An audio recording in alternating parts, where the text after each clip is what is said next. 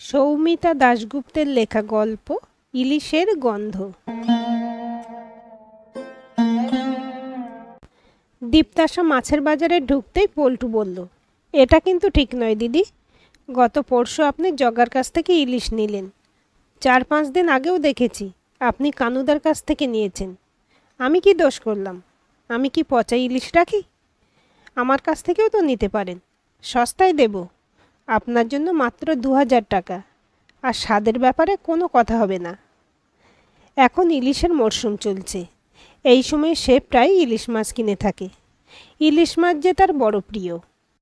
ইলিশ দেখলেই আজও ছোটোবেলার মতো 34 বছর বয়সে পৌঁছে দীপ্তাশা রায়ের চোখ দুটো চিকচিক করে ওঠে।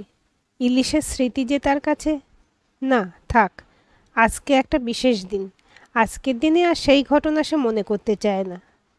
পল্টুর ডাক শুনে মৃদু হেসে তারই দোকানের সামনে গিয়ে দাঁড়িয়ে পড়ল দীপ্তাশা। তোমার কাছে 1.5 কিলো ওজনের পাওয়া যাবে? একটু বেশিই লাগবে আজকে। এই ধরো 3-4টে নেব, 1.5 কিলো ওজনের। একটা অনুষ্ঠান আছে আজ বাড়িতে। হ্যাঁ হ্যাঁ, 1.5 কিলোর ওপরে আছে, আমি ওজন করে দেখছি। আরিফ বাস, এই না হলে আমাদের সরকারি মেম সাহেব। দীপ্তাশা দেখল পাড়ার নবীন কাকু তার পিছনে এসে দাঁড়িয়েছে। হাসছে কাকু। আসলে ইলিশ দেখলে আর লোভ সামলাতে পারি না। আজকে একটা অনুষ্ঠান আছে কাকু, তাই একটু বেশি নিচ্ছি আর কি। একটু থেমে থেমে বলল দীপ্তাশা। আরে না না, মজা করলাম। অনেক কষ্ট করে নিজের যোগ্যতায় তুমি আজ এত বড় একজন পুলিশ অফিসার হয়েছ। আমরা সবাই খুব খুশি এই জন্য। যাক, তা অনুষ্ঠানটা কি? হেসে বললেন নবীন কাকু। আজ আমার মায়ের জন্মদিন। আচ্ছা, বৌদি বুঝি ইলিশ খুব ভালোবাসেন? হ্যাঁ কাকু, মা আমার মতো ইলিশ বড্ড ভালোবাসতেন। কিন্তু আমার কপাল, মাকে আর ইলিশ মাছ খাওয়াতে পারলাম কই। বাবা চলে গেলেন, মা মাছ খাওয়া ছেড়ে দিলেন। অনেক অনুরোধ করেছি মাকে মাছ খাওয়ার জন্য, অন্তত ইলিশ মাছটা। শুনল না মা। কিন্তু মায়ের ইচ্ছায় মায়ের প্রতিবারের জন্মদিনে আমি ইলিশ কিনি, আর মা নিজের হাতে ইলিশ মাছ রান্না করে। তারপর আমি আর মা মিলে যে কোনো একটা অনাথ আশ্রমে যাই, সেখানে গিয়ে বাচ্চাদের খাওয়াই। খুব ভালো লাগে। বাহ, তোমার মতো সন্তান পাওয়া ভাগ্যের ব্যাপার। ভালো থেকো মা, সুখে থেকো। নবীন কাকু মাথায় হাত রাখলেন, তারপর চলে গেলেন। কিন্তু যে কথা আজকের দিনে মনে করতে চায় না দীপ্তাশা, সে কথাটাই আজ বারবার তার মনে ভিড় করে আসছে। অবাধ্য স্মৃতিরা দল বেঁধে বারবার কড়া নাড়ছে তার মনের অলিন্দে। ওজন করে মাছ কাটা হয়ে গিয়েছিল পল্টুর। আনমনা হয়ে মাছগুলো ব্যাগে ভরতে ভরতে একটা ছোট্ট বাচ্চার কথা কানে এলো। দেখো ঠাম্মি, ইলিশগুলো কি সুন্দর দেখতে। কথা শুনে পিছনে তাকালো দীপ্তাশা।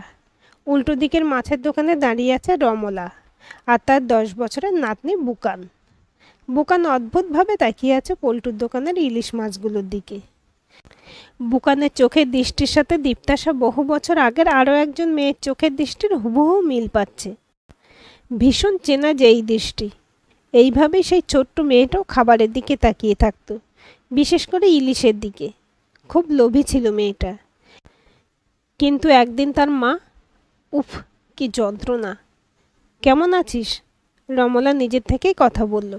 ভালো। একই বাড়ির ওপর আর নিচে থাকলেও বহুদিন বাদে দেখা হলো রমলার সাথে। রমলা তার নিজের জেঠিমা। এই নাতনির বায়না, মাছ ভাজা দিয়ে ভাত খাবে।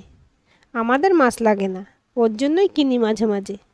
বাজার দর এখন আগুন, তাই কয়েকটা বাটা মাছ নিলাম। তারপর একটু হেসে রমলা বলল, মেয়েটা ঠিক তোর মতো হয়েছে রে মাছের পোকা। কথা বলতে বলতে পরম স্নেহে নাতনির মাথায় হাত বুলিয়ে দিলেন রমলা। স্মিত হেসে বুকানের দিকে আবার তাকালো দীপ্তাশা। তখনও মেয়েটা ইলিশই দেখে যাচ্ছে। চোখ ফিরিয়ে নিল দীপ্তাশা। তারপর বলল, দিভাই কেমন আছে? ওই একই রকম আছে। যদি পারিস একদিন আসিস। রমলা নিচু স্বরে বলল, যাবো জেঠিমা। তারপর একবার বুকানের দিকে তাকিয়ে তাড়াতাড়ি করে বাজার থেকে বেরিয়ে এলো দীপ্তাশা। তাদের বাড়ি থেকে বাজার হাঁটা পথে মাত্র 10 মিনিটের, কিন্তু এই পথটা অনেক দূর মনে হচ্ছে। বুকানের মুখটাই আজ তারই শৈশবের প্রতিচ্ছবি ফুটে উঠতে দেখেছে সে। খুব ক্লান্ত লাগছে তার। বাজারের মধ্যে পরমা বৌদির চায়ের দোকান, সেখানে 1 কাপ চা নিয়ে বসল সে। স্মৃতিরা আজ বড় বেশি অস্থির করে তুলছে তাকে। ঠাম্মিকে খুব মিস করে দীপ্তাশা। ঠাম্মি না থাকলে কী যে হতো তাদের। দীপ্তাসাদের এই বাড়িটা তার দাদুর তৈরি করা। স্টেট ব্যাংকের একজন উচ্চপদস্থ অফিসার ছিলেন তিনি। যতদিন উনি জীবিত ছিলেন ততদিন তিনি সংসার চালাবার জন্য এক পয়সাও ছেলেদের কাছ থেকে নেননি। দীপ্তাসার জেঠু নিজস্ব রমরমা ব্যবসা ছিল, অবস্থা বেশ সচ্ছল, তাও সংসারে কোনোদিন এক পয়সাও দেননি ওনারা।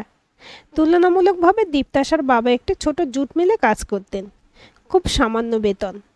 মোটামুটিভাবে সব কিছুই চলছিল, কিন্তু সব ওলটপালট হয়ে গেল তার দাদুর মৃত্যুর পর। জেঠু হঠাৎ করে ঘোষণা করে দিল তারা আজ থেকে আলাদা খাবে।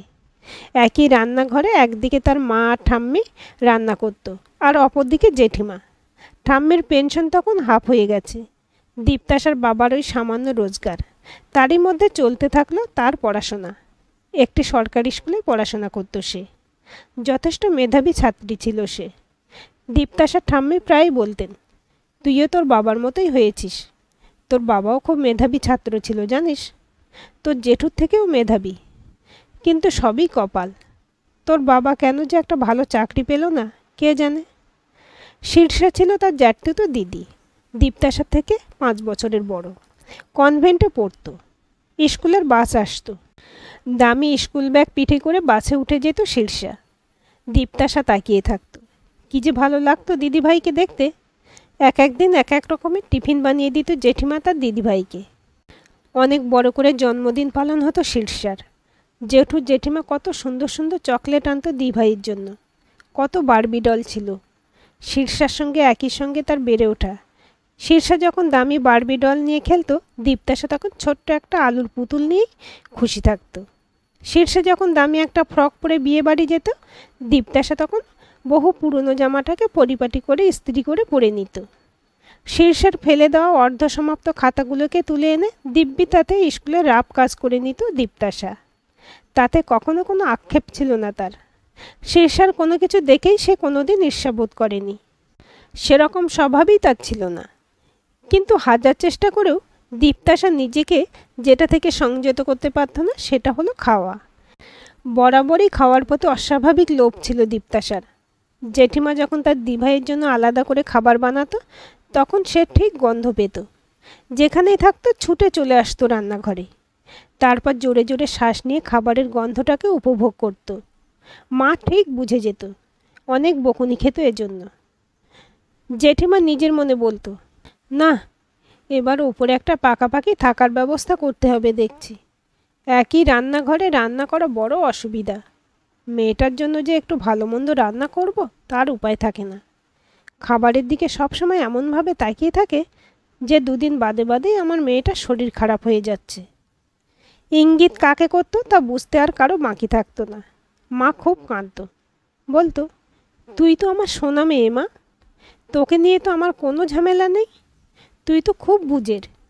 তাহলে এটা কেন বুঝিস না কারো খাবারের দিকে তাকাতে নেই? তাতে লোকে নিন্দে করে। ঠাকুরমা বলতো, তুই কি কি খাবি সেটা আমাকে বলবি, আমি মাসের প্রথমে তোর জন্য নিয়ে আসব। এমনিভাবেই চলছিল দিন।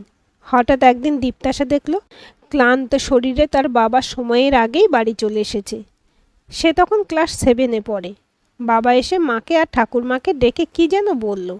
তারপর দীপ্তাসা দেখল মা কাঁদছে, ঠাম্মি মাথায় হাত দিয়ে বসে আছে। আড়ি পেতে কিছু শোনার অভ্যেস তার কোনোদিনই নেই। কিন্তু ওই বয়সেও সে বুঝতে পেরেছিল এমন কিছু ঘটনা ঘটেছে যেটা তাকে কেউ জানতে দেবে না। আর সেটা জানতে হলে দরজার পাশে আড়ি পেতেই তাকে শুনতে হবে। 3 জন প্রিয় মানুষের চিন্তান্বিত মুখ ওই বয়সেই তাকে উদ্ভ্রান্ত করে তুলেছিল। দরজার আড়াল থেকে যেটুকু কথা তার কানে এলো তাতে সে ভালোই বুঝতে পারল যে বাবার চাকরিটা আর নেই। ওইটুকু বয়সে এসে বুঝতে পেরেছিল এবার তাদের সংসারের হাল আরও খারাপ হবে। কিন্তু এইটুকু বয়সে সে কি করতে পারে? ধীর পায়ে ঘরে এসে ঢুকেছিল সে। তারপর বাবার গলা জড়িয়ে বলেছিল, আমার কোচিংটা ছাড়িয়ে দাও বাবা, আমি ঠিক ম্যানেজ করে নেব। কোনো কিছু আটকালে স্কুলের টিচারদের কাছ থেকে সাহায্য নেব। আমার টিউশন আর লাগবে না।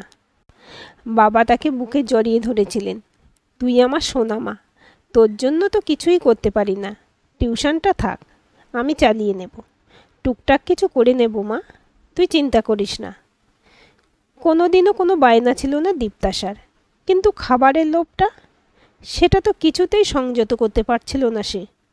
সেদিনের ঘটনা আজও মনে পড়ে তার। সেদিন ছিল রবিবার। টিউশন থেকে ফিরে জলখাবারের জন্য রান্নাঘরে ঢুকেছিল সে। দেখল জেঠিমা ইলিশ মাছ বার করছে বাজারের ব্যাগ থেকে।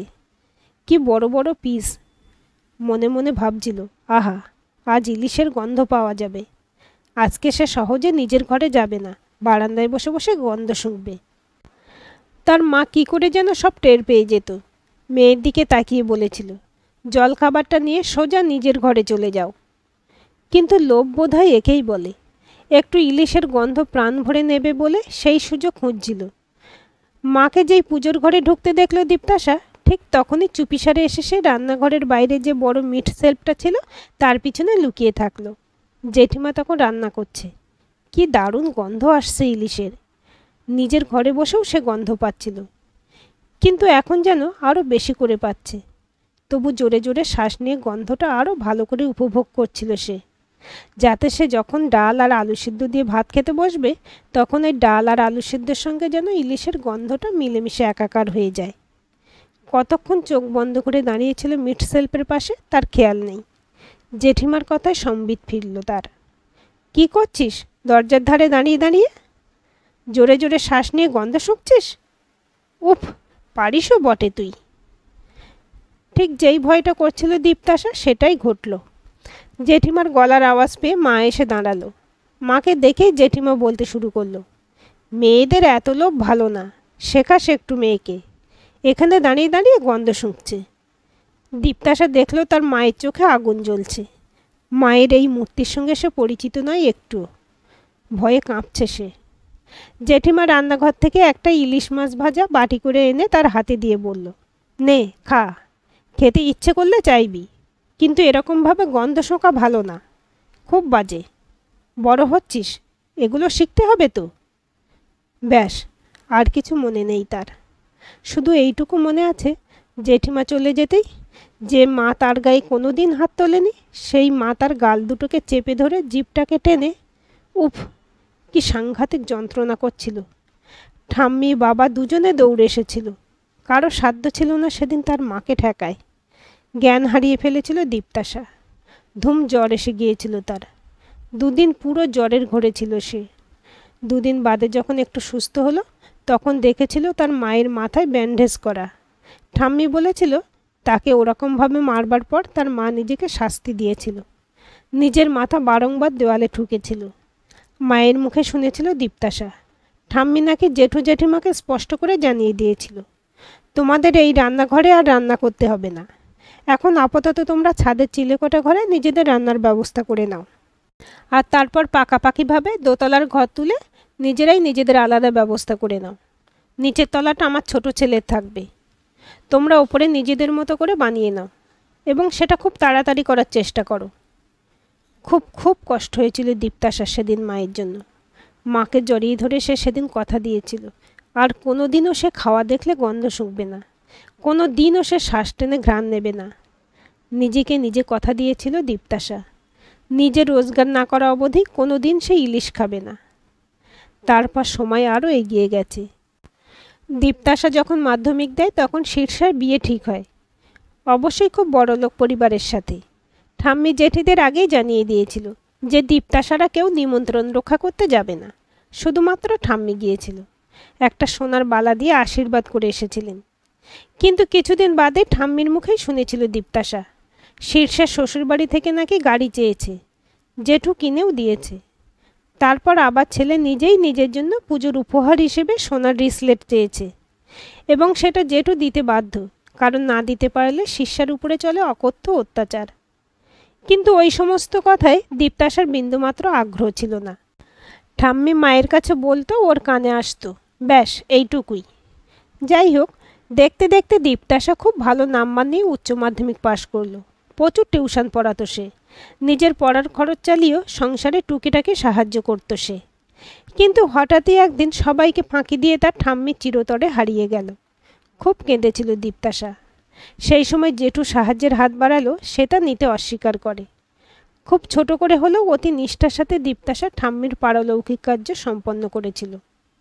দীপ্তাশা হিস্ট্রিতে অনার্স নিয়ে কলেজে ভর্তি হয়েছিল। তার মূল লক্ষ্য তখন ছিল সংসারের হাল ধরা, যত তাড়াতাড়ি সম্ভব। সরকারি চাকরির জন্য নিজেকে প্রস্তুত করছিল সে। পুলিশের চাকরির জন্য আবেদন করেছিল, পরীক্ষাও দিয়েছিল। ঠাম্মির আশীর্বাদ তার উপরে ছিল, তাই সে পুলিশের চাকরির জন্য একবারেই নির্বাচিত হয়েছিল। সুন্দরভাবে ফিজিক্যাল টেস্টে উত্তীর্ণ হয়েছিল। প্রতিটি ধাপ সে নিজের কৃতিত্বের সাথেই পাশ করে এসেছিল, শুধু অপেক্ষা জয়েনিংয়ের। এখনও ভাবলে আফসোস হয় দীপ্তাশার। পুলিশের চাকরি তার হলো, কিন্তু তার আগেই বাবা গত হয়েছিলেন। বাবা তার চাকরি দেখে যেতে পারেননি। এই আক্ষেপ তার চিরজীবনেই রয়ে যাবে। মাইনের প্রথম টাকা দিয়ে যখন দীপ্তাশা ইলিশ মাছ কিনে এনেছিল, তখন মা মেয়ে দুজনে দুজনকে জড়িয়ে ডুকরে কেঁদেছিল। তাদের এই কান্নার সাথে ছিল এই বাড়ির প্রতিটি দেওয়াল। এরপরও অনেক বছর কেটে গেছে। জেঠিমাদের সাথে কোনো সম্পর্কই রাখেনি দীপ্তাশা। মাঝে মাঝে জেঠিমা তার মায়ের সাথে কথা বলার চেষ্টা করে ঠিকই, কিন্তু তার করার নির্দেশ রয়েছে মা যেন কখনোই জেঠিমার সঙ্গে সম্পর্ক না রাখে। তাও মায়ের কাছ থেকে টুকরো টুকরো কথা কানে আসে তার। শ্বশুরবাড়ির অত্যাচারে দিভাই নাকি আত্মহত্যা করতে গিয়েছিল। জেঠু খবর পেয়ে মেয়ে আর নাতনিকে নিয়ে চলে এসেছে। জেঠুর ব্যবসাও তখন লোকসানের দিকে। শীর্ষার নার্ভের সমস্যা হয়ে গিয়েছিল। তার অসুখের পিছনে প্রচুর খরচ হয়। শীর্ষার শ্বশুরবাড়ির চাহিদা পূরণ করতে করতে তাদের প্রচুর ব্যয় হয়ে গেছে। জেঠিমা অনেকবার তার মাকে অনুরোধ করেছিল দীপ্তাশা যেন শীর্ষার উপরে এই বধূ নির্যাতনের কেসটায় সাহায্য করে। সে মাকে স্পষ্টভাবে জানিয়ে দিয়েছিল, জেঠিমাদের বলো থানায় গিয়ে রিপোর্ট করতে। সে নয়, প্রশাসন ব্যাপারটা নিশ্চয়ই দেখবে। মা আর কথা বাড়ায়নি। মেয়ের জেদ সম্পর্কে তার ধারণা আছে। প্রতিদিনের মতো সেদিনও দীপ্তাশা ডিউটিতে ছিল। হঠাৎ মায়ের ফোন এলো, তুই এক্ষুনি চলে আয় বাড়িতে, তোর জেঠুর হার্ট অ্যাটাক হয়েছে, কেউ নেই বাড়িতে, দিভাই খুব কান্নাকাটি করছে, তুই তাড়াতাড়ি আয়। খুব নির্লিপ্ত স্বরে দীপ্তাশা জানিয়েছিল, আমি তো সেই রকম এমার্জেন্সি কিছু না হলে ডিউটি ছেড়ে যেতে পারবো না মা। আর তুমি কেন এত টেনশন নিচ্ছ? তুমি তোমার কাজ করো, আর আমাকেও আমার কাজ করতে দাও। শীর্ষা কী করে পারবে এত কিছু করতে? ও তো বিছানা থেকেই উঠতে পারে না। সেটা তোমার ভাবতে হবে না, তুমি তোমার কাজ করো। ওদের অবস্থা এখন মোটেই ভালো নয় রে। এ সময় আমরা যদি পাশে না দাঁড়াই। চোয়াল শক্ত হয়ে উঠল দীপ্তাশার। তার মানে তুমি ওদের সঙ্গে যোগাযোগ রেখেছিলে? কিন্তু আমি দুঃখিত মা। তুমি পারলে কাউকে ডেকে কিছু ব্যবস্থা করতে পারলে করে নাও। আমি এখন ডিউটি ছেড়ে যেতে পারবো না। ফোনটা ছেড়ে দিয়েছিল সে। মায়ের সাথে এত কঠিন স্বরে আজ পর্যন্ত সে কখনো কথা বলেনি। আজ বলল। তার মানে সে মানা করা সত্ত্বেও মা ওদের সঙ্গে যোগাযোগ রেখেছিল। খুব অভিমান হচ্ছিল দীপ্তাশার। রাতে ডিউটি সেরে ফিরবার পর থমথমে মুখে দীপ্তাশার মা বললেন, আমি বোধহয় তোকে মানুষ করতে পারিনি। এত করে বললাম, তাও একবার এলি না। বাড়িতে ঢুকতেই লোকজনের ভিড় দেখে আন্দাজ করতে পেরেছিল সে, হয়তো কিছু একটা ঘটে গেছে। যাই ঘটুক, সে মনটাকে পুরো পাথর করে ফেলেছে। এই পাথরের কোনো খারাপ লাগার অনুভূতি স্পর্শ করে না। সবাই জিজ্ঞেস করছিল তোর কথা। এত জেদ ভালো না। আমার খিদে পেয়েছে, খেতে দাও। গম্ভীর স্বর দীপ্তাশার। এখন তোকে খেতে দেওয়া যাবে না, শ্মশানে যেতে হবে। হাসপাতাল থেকে এখনই বডি আসবে। কিছুক্ষণের জন্য থমকে গিয়েছিল দীপ্তাশা। হঠাৎ করে বাবার কথা মনে পড়ে গেল তার। সেদিনও জেঠু জেঠিমা একবারের জন্য তাদের জিজ্ঞাসা করেনি শ্মশান যাত্রার পয়সা আছে কিনা। কি করে যে সেদিন সে বাবার শেষ যাত্রার ব্যবস্থা করেছিল সে শুধু নিজেই জানে। আমি শ্মশানে যাব না। তুমি যদি আমাকে খেতে না দাও তাহলে আমি বাইরে থেকে অর্ডার করব। লোকজন দেখবে আমার ঘরে খাবার ঢুকছে। সেটা কি তোমার ভালো লাগবে মা? ছি ছি, আমার তো লজ্জায় মরে যেতে ইচ্ছে করছে। তোমার লজ্জার কি আছে? তুমি তো গিয়েছিলে ওদের কাছে সব ভুলে। আমি তো সব ভুলে যেতে পারবো না মা। আমায় খেতে দাও, শুতে যাব, কাল সকালে ডিউটি আছে। তার মা জানে যে জোর করলেও মেয়ে তার কথা শুনবে না। এরপরে অনেকগুলো দিন কেটে গেছে। দীপ্তাশা নিজের মতো নিজেকে গুছিয়ে নিচ্ছিল। কিন্তু আজ যেন বুকান সব কিছু পাল্টে দিল। বারবার কেন বুকানের জায়গায় নিজের মুখটা সে দেখতে পাচ্ছে জানে না। তাড়াতাড়ি করে চায়ের দাম মিটিয়ে সে বাড়ির দিকে রওনা দিল। মা, তোমার সাথে কয়েকটা কথা আছে। মেয়ের এই গলার স্বরকে খুব ভয় পায় তার মা। বল। আমি জানি না বা জানতেও চাই না যে তুমি আমার অলক্ষ্যে জেঠিমাদের ঘরে যাও কি না, কিন্তু আজ তুমি ওদের ঘরে যাবে, বুকানকে নিয়ে আসবে। ও আজ আমাদের সাথে পেট ভরে বসে ইলিশ মাছ খাবে। আর শুধু তাই নয়, তুমি ওদেরকে বলে আসবে আজ থেকে বুকানের সব দায়িত্ব আমার। কিন্তু ওদের কোনো দায়িত্ব আমি নেব না কখনোই। যে অভাবের মধ্যে দিয়ে ওরা যাচ্ছে তার মধ্যে দিয়েই ওরা যাবে। কিন্তু বুকানকে আমি মানুষ করব, ভালো স্কুলে পড়াবো, ও চাকরি করবে, তারপর তার মাকেও ভালো রাখবে। কিন্তু ততদিন ওদের অপেক্ষা করতে হবে মা, যেরকম তুমি অপেক্ষা করেছিলে। আজ বুকান আমার সব কিছু ওলটপালট করে দিল। আমি আর একটা দীপ্তাশার জন্ম হোক তা চাই না। তুমি যাও মা, ওকে নিয়ে এসো। মেয়েকে বুকে জড়িয়ে ধরলেন তিনি। অবাধ্য অশ্রুগুলো আজ বাঁধ মানল না। অতীতের সব স্মৃতিগুলো যেন আজ চোখের জলে ঝাপসা হয়ে আসছে দুজনার। মা অস্পষ্ট স্বরে বললেন, তোর এই মনটাকে আমি খুঁজে পাচ্ছিলাম না রে মা, হারিয়ে ফেলেছিলাম, আজ খুঁজে পেলাম। আমি এক্ষুনি বুকানকে নিয়ে আসছি। দীপ্তাশা দাঁড়িয়ে রইল বুকানের অপেক্ষায়। আজকের গল্পটি আপনাদের কেমন লাগলো কমেন্ট করে জানাবেন। ভালো লাগলে অবশ্যই একটা লাইক দেবেন আর চ্যানেলটি সাবস্ক্রাইব করে সাথে থাকবেন এবং নতুন ভিডিও আপডেট পেতে বেল আইকনটি ক্লিক করে রাখুন। গল্পটি ভালো লাগলে অন্যদের সাথে শেয়ারও করতে পারেন।